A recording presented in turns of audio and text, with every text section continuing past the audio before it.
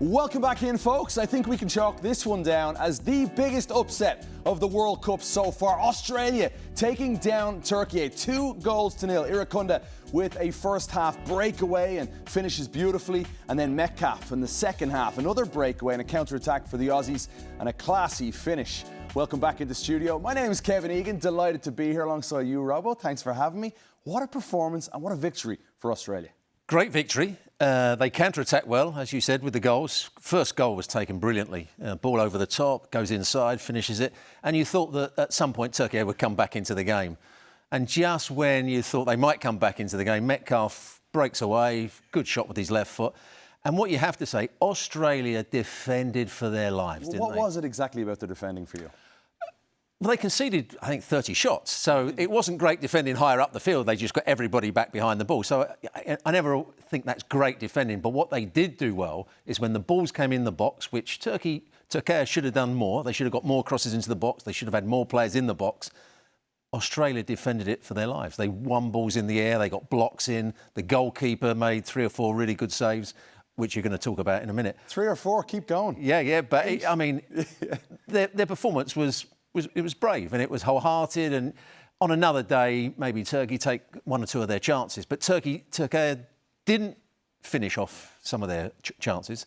They didn't get enough crosses into their box. The crosses weren't good enough either, and nor was the shooting. So that was the problem for the Turkey. The team news came out today for Australia, and we were stunned to see the captain, Matty Ryan, dropped from the team. In comes Patrick Beach. Paddy Beach comes in. Imagine if you would have said to Tony Popovich, the head coach for Australia, you're going to concede 30 shots in this game. You're going to take the gamble of your coaching career by bringing in this youngster for his first competitive match at the World Cup against Turkey. He does the same with Ocon Jr. in midfield as well, just 21 years of age. And Beach was absolutely phenomenal. Had the game of his life. He certainly did. There was one save that he just got his fingertips to. It was a great shot. I think Çalhanoğlu from distance. He made another point-blank save in the second half. He made 3 or 4, I would say, very good saves. Most of them he should have made, but he played with confidence. And it's a big call by the coach. Why he made that decision, we'll probably find out at a later time. But when a goalkeeper has been your number 1 for years and your captain, why did you drop him for the opening game? Yeah. That's going to come out. In the end, it proved to be a great decision. Whether the decision was made for him by ill discipline or being late or something like that, or didn't agree with the team tactics, we don't know yet. But in the end, it's been a masterstroke. For that young group, though, to have a result like that. And remember, Australia won 2 group games at the 2022 World Cup as well. For that team, though, nobody seemed to expect this from Australia. For the masses, it seemed like they were the weakest team in this group with the United States, Paraguay and Turkey. So for them, this young group must be buzzing right now. It's going to carry great momentum into that match against the US. Because over the years, Australia have always had 1 or 2 players that you can pick out and say, yeah, they've been good players in Europe, they've done this, they've done that. But when you look at some of the players that are playing for Australia, one's playing for Norwich, one's playing for Watford in the championship level, the second level in English football. Several in Major League Soccer now. Major League Soccer. So there's a lot of players that you wouldn't be household names by any means, even in Australia, I wouldn't think. So the resilience, the effort, the determination, it should give them a lot of confidence going into the next game. OK, Turkey. Yes. Turkey. This is seen by some as a golden generation of young players coming through here. Disappointment that Yildiz could only come in. He's been nursing a bit of an injury for the second half. He caused all sorts of problems. But imagine the pressure Montella is under now, the Roma legend, the coach of Turkey after a loss like that. Well, Yildiz has been superb for Juventus over the last year or so. He didn't, as you said, he didn't come on until half-time, so there's obviously had an injury problem. But Goulet actually did some good things. When he started to go infield a bit more and a bit deeper, he got on the ball and he tried to make things happen. Then he went a little bit further forward and got his shots away. He still had a very good game. But they're players that you expect to open up Australia. They're players that you expect to win this game. Overall, when you look at Demiral, the centre-half, these are players that have had great experience at a big club. So it's a major, major shock that Australia beat them. Back at the World Cup for the first time since 2002. Remember they made that deep run then? Hakan Şükür was a baller leading the line for Turkey all the way to the semi-final. In this World Cup now, all of a sudden, Robbo, massive pressure. Paraguay were an unbelievable defensive side in CONMEBOL World Cup qualifying. Turkey were in a group with Spain in qualifying and impressed in doing so. Now, all of a sudden, these two teams, pointless, they meet next Friday night in what is maybe a must-win match for both. Yes, you're absolutely right. And I think if you played this game 10 times, Turkey would win 9 out of 10. You know, even with the way the game was played, because the counter-attacking goals were brilliant, and Turkey didn't make the most of their chances. But that game against Paraguay, Montella, his job's on the line probably. His whole reputation is on the line for this team. So it's a massive game. It really is. As you look at the standings right now, pretty viewing for the United States. That 4-1 victory over Paraguay. And then Australia getting it done against all the odds. Turkey and Paraguay work to do next Friday night. Let's turn our attention here to Australia taking on the United States. The United States scintillating against Paraguay. Australia, will they cause United States problems if they play like they did tonight? And why? They might frustrate them slightly, but what I saw from the United States in their game is that the forward movement, the run-in. They had players in wide areas that could take people on. And you have to defend and concentrate all the time, because the way the United States played, it was a great intensity, forward passes, forward runs, players running with the ball as well, going past people. Your concentration has to be great. And they might have used up a lot of their concentration in this game and their lot of effort and a lot of determination, Australia. It's going to be a tough game for the United States. I think one of the knocks, though, on Australia has been in the build-up to this tournament, the lack of ingenuity, the lack of a killer further forward for this team. 2 goals scored in counter-attacking moments against Turkey. The first goal was always going to be key in this game against Turkey. I'm sure Mauricio Pochettino is well aware of this.